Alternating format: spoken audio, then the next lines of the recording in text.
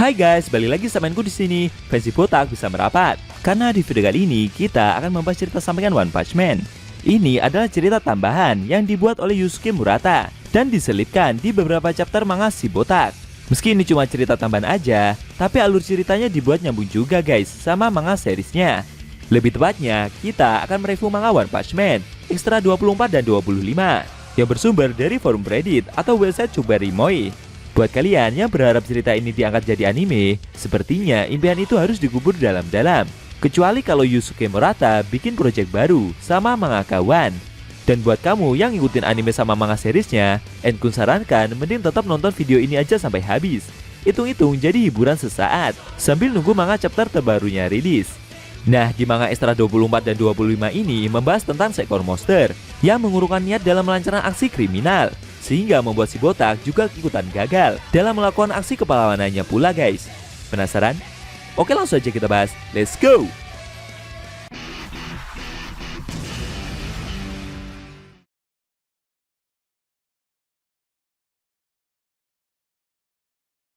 Pada awal scene, kita diperlihatkan seekor monster. Kita sebut saja monster itu dengan nama Dark. Monster ini berasal dari asosiasi monster. Awalnya dia adalah manusia. Meskipun sudah menjadi monster, tapi dia masih belum membuat julukan dari nama monsternya sendiri.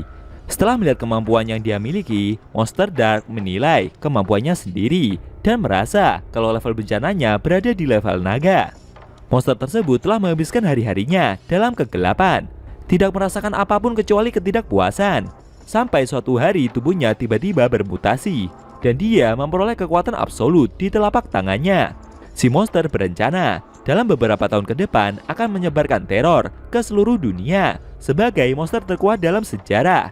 Bahkan dulu ketika masih menjadi manusia, monster ini juga sudah mengambil banyak nyawa makhluk lain sebagai petugas pembasmi.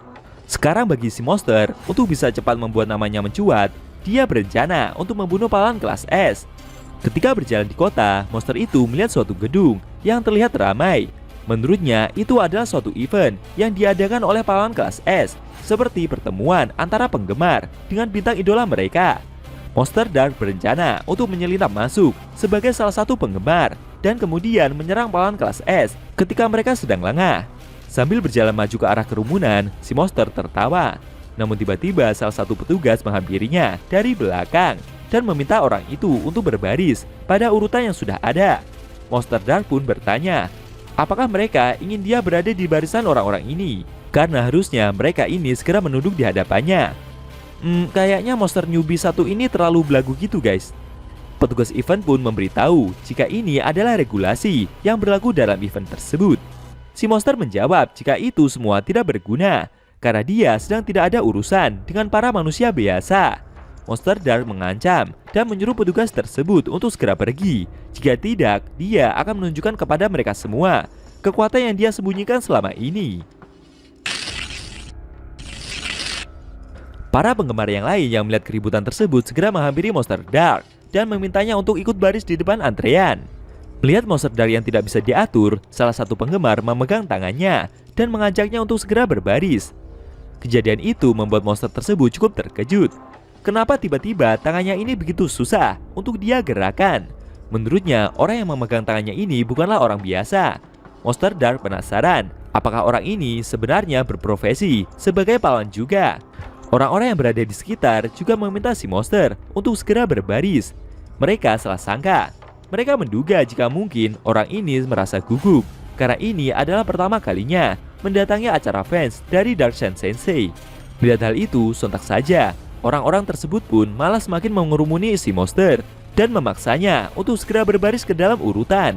Satu hal lagi, mereka juga berpesan kalau pada event ini mereka semua yang ikut juga harus menanggalkan semua pakaian mereka dan menunjukkan tubuh mereka masing-masing.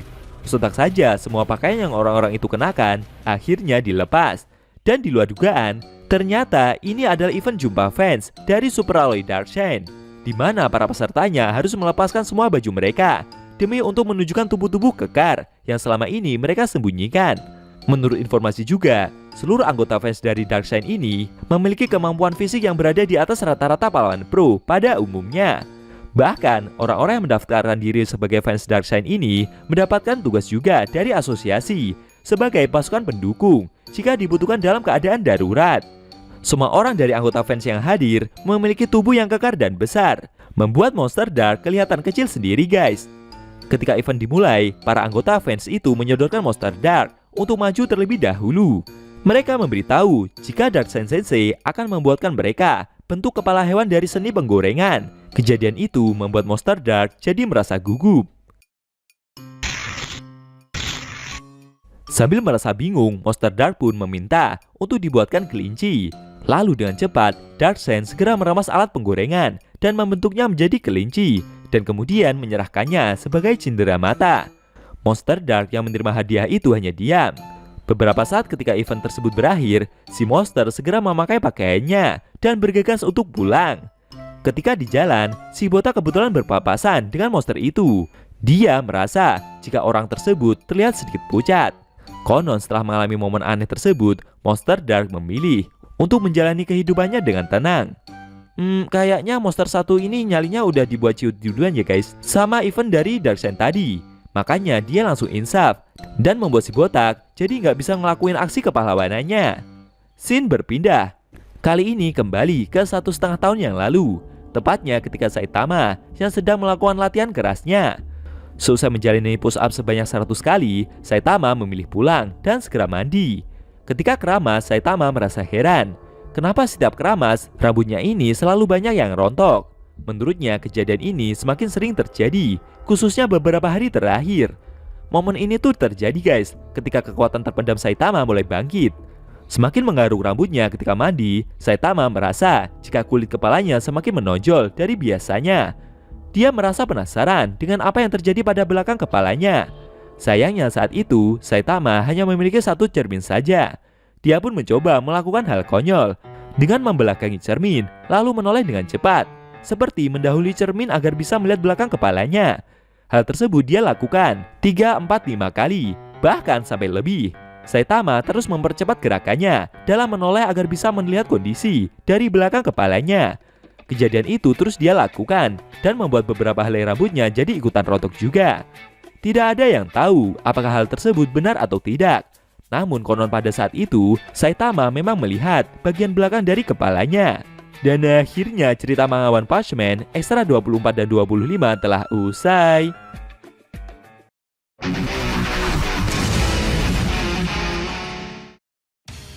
Nah, itu tadi review manga One Punch Man versi Murata Extra 24 dan 25 yang isinya memperlihatkan aksi konyol dari Saitama ketika mandi dalam melihat kondisi belakang kepalanya.